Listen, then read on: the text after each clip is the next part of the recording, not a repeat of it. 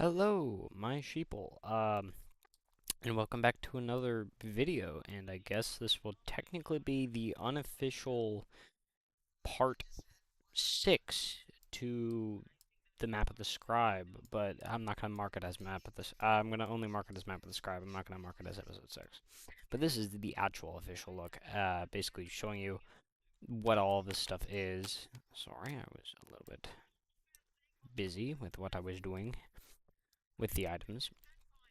Now, I was just recording another video, which should have been posted not that long ago on my channel, with what is this and why am I on it. So go look at that if you want a more deeper explanation, but I'm going to show you how to actually set up the board so you can play for yourself.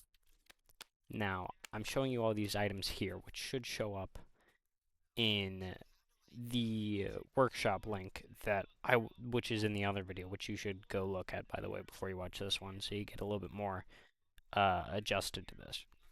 So I'm going to show you how to set up the board.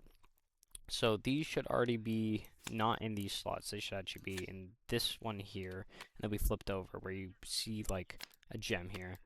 All you have to do is put them into the corresponding slots that say gem, and flip them over where they're all gray. Now there should also be these little blood thing tokens. They should be up. Just make sure that they're all grayed out. Grayed out means like they're not active. Do the same on the other side as well. Then over here are the decks. These are starting decks that you have. You have Magic, Osis, Beast, Technology, Alchemy, and Lycros. And all you have to do is just pick it up and my gosh, my mouse is bugging. All you have to do is pick it up and put it over here, or if you want, you can copy it and move it over there. I'm actually going to pick this specific deck, along with Beast is the best thing to show, because it has a little bit of extra things in it. So, Magic's pretty simple. All you have to do to start a battle is, well, basically just have a friend on, or heck, play with yourself. I never say no to that.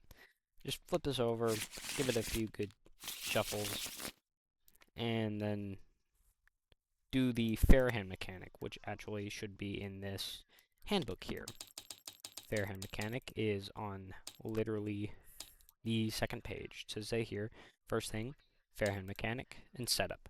Starting gear, 6 foils. This is actually for the real game. This is just a demo, so this doesn't have all these fun little stuff here, but choose your starting deck is here. And also setting up the board is here. But this doesn't actually say how to set up this board, since, as I said, this is just the demo. This is nothing at all like the real game, because the real game is more like a D&D, which you should have seen if you saw my series, which you probably haven't. This is probably the first video you're seeing, which I'm very sorry. So, first, drawing with your fair hand mechanic. To draw your hand, you first must shuffle your deck. After going through your deck, one card at a time, you can find a free card or a side card. This card is starting card, and is how you do your fair hand mechanic. So, where did my deck go? What the hell? Oh my, oh, it's here. So I'm just going to draw one single card. I'm going to look at it, make sure it's a free card or a side card. Well, this isn't a side card, so no. Oh, there we go. Okay. This is our side card. So this will be a starting deck. I will just keep this one. Then you'll technically draw 3 more times, and that'd be your starting hand. But I'm only going to draw the rest of my things. So usually you would actually put this in this little slot here, so your opponent can't see your cards. So you would use the draw button here. You draw 4 until you get side card. So let's say that I was going first. My opponent already drawed or whatever and set up everything. Let's say that I wanted to play, so I could technically play any of these cards. I don't want to draw yet because it's the first turn. I already drew all my cards. So let's say that I wanted to just, okay, I wanted to play this card. Well, this little sigil here is Sapphire Giver, which is in the handbook under sigils. These little things are sigils, which I will have images in this eventually. This thing has Sapphire Giver, so I would technically flip this over, and now Sapphire is activated. I could put down any Sapphire cost card that I want. Now, I can also put down this one, which has that little emerald green color where I can flip over the emerald. So now I have sapphire mocks and emerald mocks. I could play anything that costs these two or these or one of these. I can play any of those. I can also play these. These are mage pupils, and that little sigil there is needing. So now these don't cost anything, but they need mocks like these on the board to survive. So if you don't have any of these active, this guy would die, or just not get played at all. So if you noticed, these two don't have any blood under them. Usually, all cards do. Like this one would. This one gives you blood if you were to sacrifice it. Mox cards, I actually should probably put this in the rule somewhere. Mox cards don't give blood. Not at all. But these little mage pupil guys do. So now, let's say I wanted to end my turn. All I do is go to Objects. I'd go to Tools, and I'd go to Counter, and this is how you would keep track of people's damage, since I don't have a scale yet to keep track. So I did to my opponent 2 damage. Now let's say it's my opponent's turn. He just started as well. Alright, so his deck is very special. He has the Beast deck, which has cards in it that aren't actually supposed to be in the deck itself. They're supposed to be in the extra cards. So I would search the deck. Let's make sure that I get all the extra cards. This would be an extra card because it's a rabbit. It comes from the Warren. I should also probably make like a symbol or something that explains that. These elk cards also are considered the same extra cards. I'm going to group these all up, flip these over. They're going to sit in my extra deck, and now I should have 20 cards. Now these ones are pretty cool. Same thing, you would shuffle up your deck, and you would draw until you get a squirrel. Okay, I already got a squirrel. Now I can just draw my starting deck. Boom. Now, this is also a little bit different. I can play this, and I instantly get a blood. Now I can sacrifice this instantly, and I go to my dead deck, which says right there, dead. That card is it. There's no lock for some reason, but there will be a lock event. There will be a lock. Now my card's dead. It's not going to come back to my hand or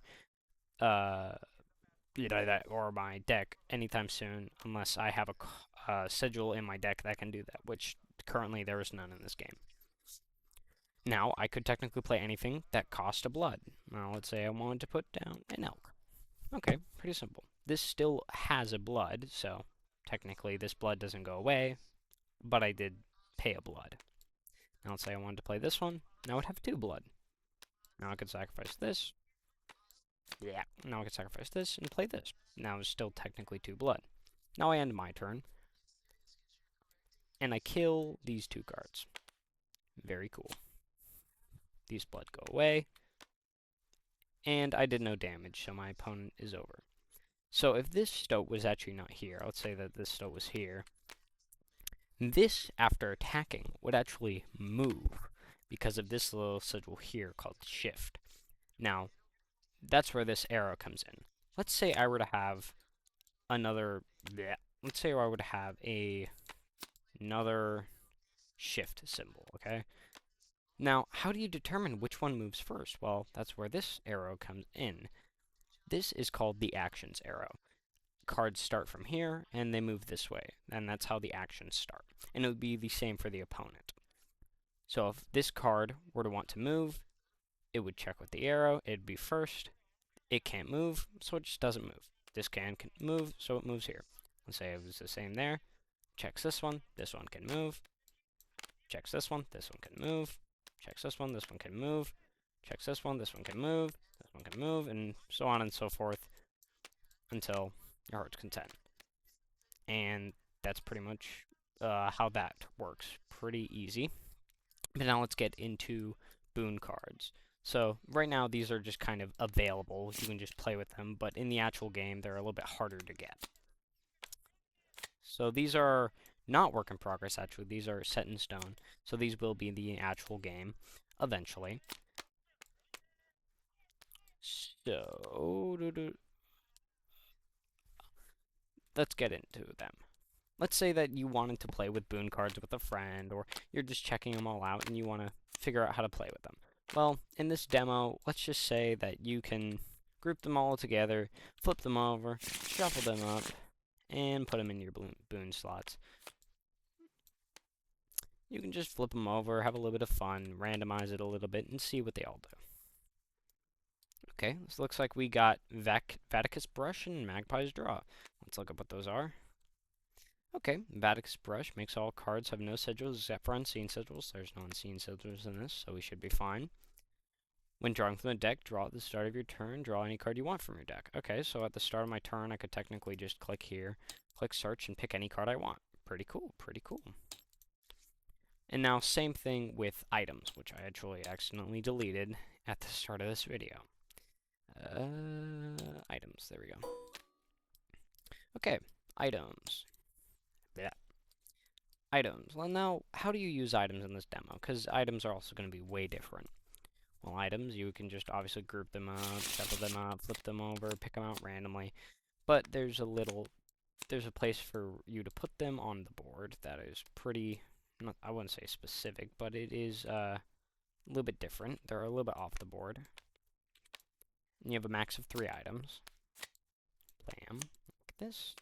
And then just whatever random items you get. And you can do the same for your opponent. Make sure you get a new, fresh deck of this, though, because it's a little bit unfair if you guys don't have some of the same items. And that's about it. You guys can look through the handbook and whatnot. Go check out the other video where it explains what this game is a little bit more. And that's about it. Goodbye, my sheeple. I'll see you in the next one.